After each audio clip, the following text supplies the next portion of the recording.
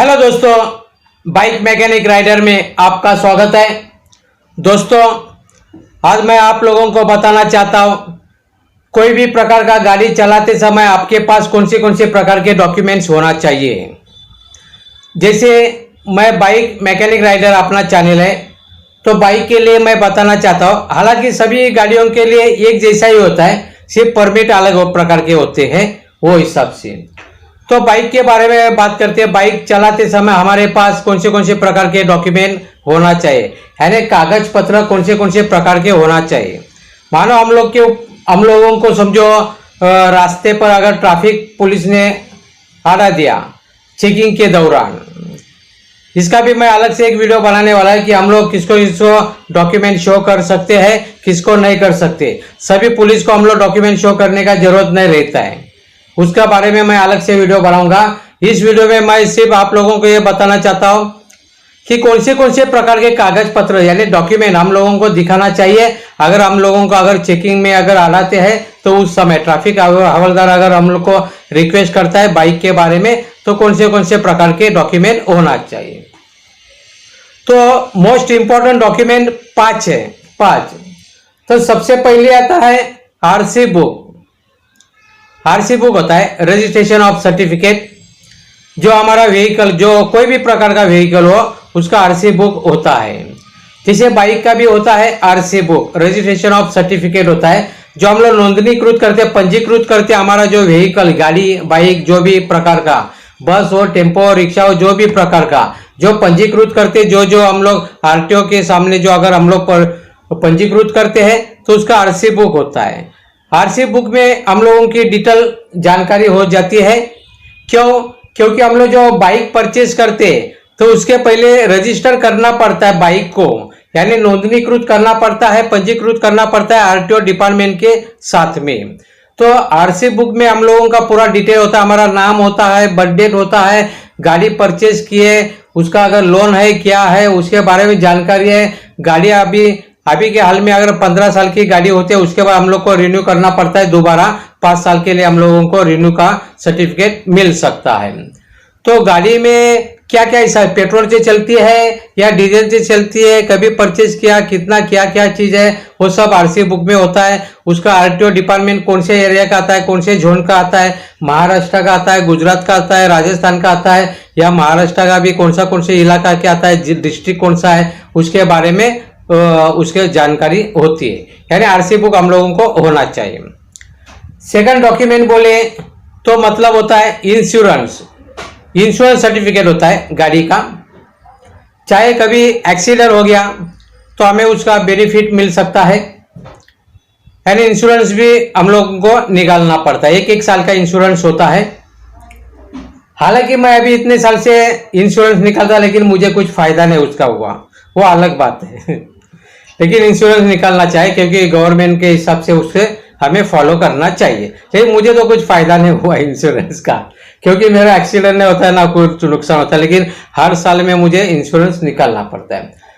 देखा जाएगा तो आरटीओ वालों को इंश्योरेंस चेकिंग करने का कोई अधिकार नहीं होता है, क्योंकि वो उसमें नहीं आता, लेकिन ज्यादा करके मांगते हैं तो हम लोग को शो करना पड़ता है। यानी इंश्योरेंस निकालना चाहिए, कभी भी कुछ भी हो सकता है। सभी ड्राइवर एक जैसे नहीं होता है, गाड़ी का कभी भी नुकसान हो जा सकता है। जैसे घाट में चला सकते हैं तो गाड़ी गिर सकती है, कुछ भी हो सकता है, एक्सीडेंट हो सकता है, कुछ भी हो सकता है। तो उनके तौर पर इंश्योरेंस की कॉपी भी हमें होनी चाहिए, हमारे पास होनी चाहिए, वो भी शो करे। उसके बाद तीसरा सर्टिफिकेट होता है पीयूसी, जब पॉल्यूशन अंडर कंट्रोल, पीयूसी होता है। यानी जो प्रदूषण होता है, जो हवा में हम लोग अगर कार्बन की मात्रा ज्यादा हो, जैसे व्हीकल के इसमें से जो साइलेंसर से जो धुआं निकलता है कार्बन मोनोऑक्साइड होता है, CO, कार्बन मोनोऑक्साइड एक टॉक्सिक केमिकल है, यानी जहरीला गैस है, ये अच्छा नहीं है। अगर वातावरण में, अगर एटमॉस्फेयर में अगर इसकी मात्रा ज्यादा होगी तो प्रदूषण यानी पॉल्यूशन हो जाएगा। तो इसको कंट्रोल रखने के लिए हम लोगों को लिमिट दिया है। यानी गाड़ी का जो इंजन होता है, जो भी बाइक का हो जाए कोई भी व्हीकल का इंजन हो, वो हमें बार बार मेंटेनेंस करना चाहिए, अच्छा रखना चाहिए, ताकि इंजन अच्छा रहेगा तो जो भी धुआं निकलेगा साइलेंसर से वो अच्छा रहेगा। इतना टॉक्सिक तो होगा लेकिन उसका लिमिट ज्यादा नहीं होगा। इसके लिए हम लोगों को पीयूसी निकालना पड़ता है। आप लोगों को बताना चाहता है, पहले के जमाने में 50 रुपया का 6 महीने के लिए पीयूसी हम लोगों को मिलता था, पीला छोटा सा कार्ड जैसा मिलता था। अभी 1 साल का मिलता है पीयूसी। कोई जगह पे 100 रुपया का होता है, कोई जगह पे 50 रुपया का। मैंने 50 रुपया का निकाल दिया है 1 साल के लिए। अभी 1 साल का ही रहता है, 6 महीने का छोटा है। अभी पेपर आ जाता है, पेपर डिजिटल होता है, पेपर में सब कुछ आ जाता है। आपका अगर व्हीकल का जो नंबर होता है, नंबर प्लेट, वो अगर वो लोग मशीन में प्रोसीड करेंगे तो ऑटोमेटिकली वो आ जाता है। और पीयूसी निकालने के लिए अपने बाइक के या कोई भी व्हीकल के साइलेंसर के अंदर जो एक नली डाल देते हैं, जो उनके मशीन में ज्वाइन होते हैं। गाड़ी स्टार्ट करने के बाद डिजिटल अपने आप मालूम पड़ता है, मशीनरी अपने आप उसे उनको शो करता है पीयूसी सेंटर वाले को कि कितना कितना गाड़ी में क्या क्या, उनका इंजन कैसा है गाड़ी का, वो महसूस होगा। अगर ज्यादा पॉल्यूशन वाला रहेगा तो वो लोग फेल करेंगे, अगर अच्छा रहेगा तो पास करेंगे। वहां पे लिखा जाएगा PASS पास, तो हम लोग चला सकते हैं कोई भी व्हीकल। यानी 3rd नंबर पे मैंने बताया पीयूसी। फिर से देखो, 1st नंबर पे मैंने RC बुक बताया, रजिस्ट्रेशन ऑफ सर्टिफिकेट होता है। 2nd नंबर पे मैंने इंश्योरेंस की कॉपी बोला, इंश्योरेंस भी निकालना चाहिए, अच्छा होता है। सभी ड्राइवर एक जैसे नहीं रहता, कभी भी कुछ भी हो सकता है, बोल नहीं सकता है, गाड़ी है ना। यानी व्हीकल नॉन लिविंग थिंग्स है, हम लोग लिविंग थिंग्स है, अचानक सडनली कुछ भी हो सकता है, एक्सीडेंट ज्यादा करके हो सकते हैं। उसके बाद पीयूसी भी कॉपी हो चाहिए हम लोगों को, पॉल्यूशन अंडर कंट्रोल के, वो भी कॉपी होनी चाहिए। उसके बाद हम लोगों के पास जो हम लोग गाड़ी का रजिस्ट्रेशन करते हैं तो उस समय टैक्स की कॉपी होती है, टैक्स, गाड़ी का टैक्स। पहले के जमाने में अलग अलग एक साल में टैक्स भरना पड़ता था, अभी एक ही बार लाइफ टाइम टैक्स होता है। एक ही बार जब हम लोग गाड़ी परचेस करते हैं, RTO में अगर हम लोग रजिस्टर करते हैं तो उस समय एक ही टाइम, वन टाइम टैक्स हमें पेड करना पड़ता है, दोबारा बार बार पेड करने का जरूरत नहीं। इंश्योरेंस हमें पर ईयर, हर साल हम लोगों को इंश्योरेंस निकालना पड़ेगा। गाड़ी की जैसी वैल्यू कम कम होगी वैसे इंश्योरेंस की अमाउंट भी कम कम होते जाएगी। अभी 15 साल के लिए गाड़ी चला सकते हम लोग, उसके बाद फिर से रिन्यू करके हम लोग 5 साल तक चला सकते। अभी 14 मैं बात बोला टैक्स के बारे में, यानी जो टैक्स होता है वन टाइम पेड टैक्स, उसका भी हम लोगों के पास कॉपी होना जरूरी है। और लास्ट सबसे इंपॉर्टेंट बात बोले तो ये गाड़ी के बारे में हो गया, लेकिन जो चलाने वाला है, व्हीकल चलाने वाला ड्राइवर, तो उसका लाइसेंस होना चाहिए, DL बोलते, वो होना चाहिए, यानी driving licence, DL driving licence होना चाहिए। उसकी भी कॉपी होनी चाहिए हम लोगों के पास।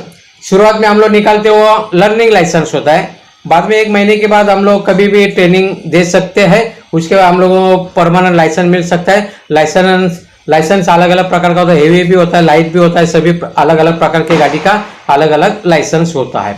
उसके बारे में आप लोगों को जानकारी बाद में मैं दूंगा, अलग से वीडियो बनाऊंगा उसके बाद लाइसेंस के बारे में, तो अलग से जानकारी मैं दूंगा। यानी मैं आप लोगों को अभी बताया आपके पास क्या क्या होना चाहिए ड्राइविंग करते समय।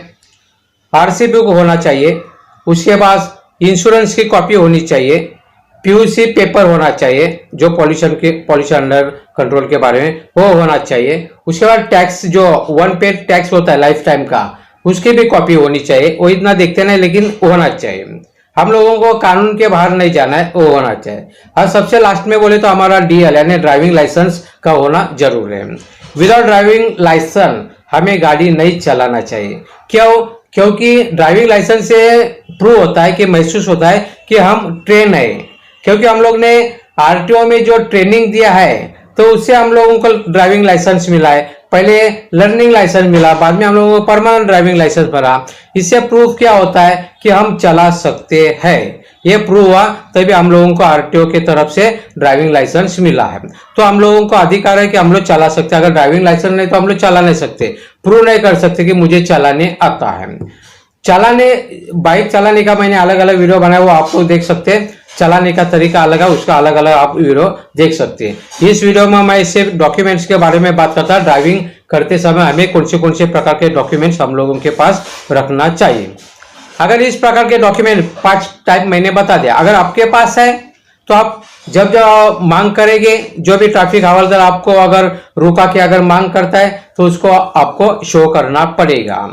इसके बारे में मैंने कहा है कि मैं आगे दूसरा वीडियो बनाऊंगा, किसे शो करना है किसे नहीं करना है आप पूछ भी सकते हैं, ट्रैफिक हवलदार से पूछ भी सकते हैं, अगर उसको अधिकार है या नहीं है वो भी पूछ सकते हैं, लेकिन सभी प्रकार के नहीं, उसका मैं अलग से वीडियो बनाऊंगा। फिलहाल मैं डॉक्यूमेंट्स के बारे में बात करता हूँ। तो डॉक्यूमेंट्स आप डिजी लॉकर में भी सेव कर सकते हैं। डिजी लॉकर गवर्नमेंट का, सेंट्रल गवर्नमेंट का एक लॉकर होता है, उसमें हम लोग सेव कर सकते हैं, तो वो शो कर सकते हैं हम लोग अगर ट्रैफिक हवलदार। लेकिन इसमें क्या होता है, जो मैंने बताया, जो गवर्नमेंट का रूल के अनुसार जो डॉक्यूमेंट उसमें हम लोग शो कर सकते हैं वही शो कर सकते हैं, दूसरे नहीं कर सकते।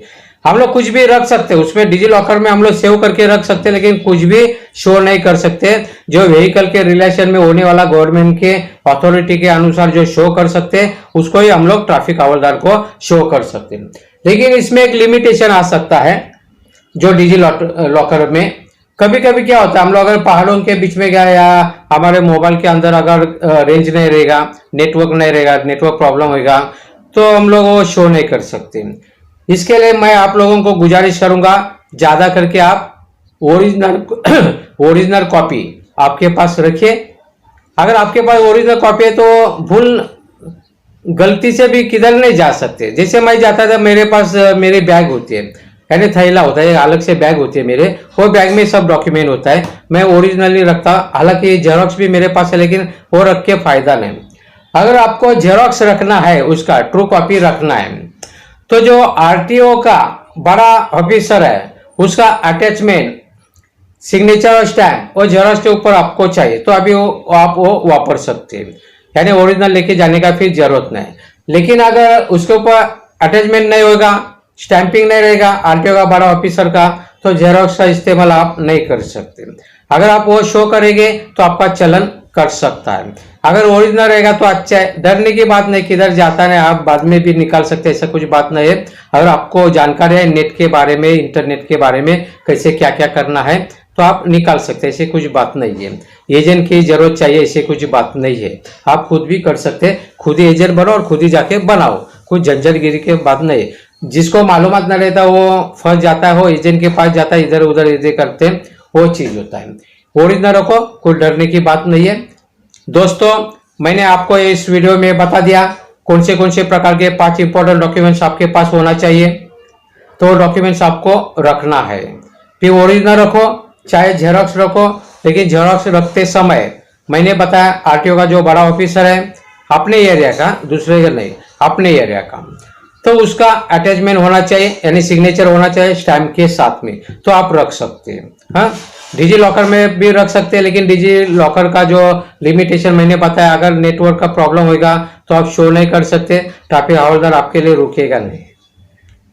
तो ओरिजिनल रखो, खुश रहो, ड्राइविंग करो, रूल को फॉलो करो, सेफ्टी रहो।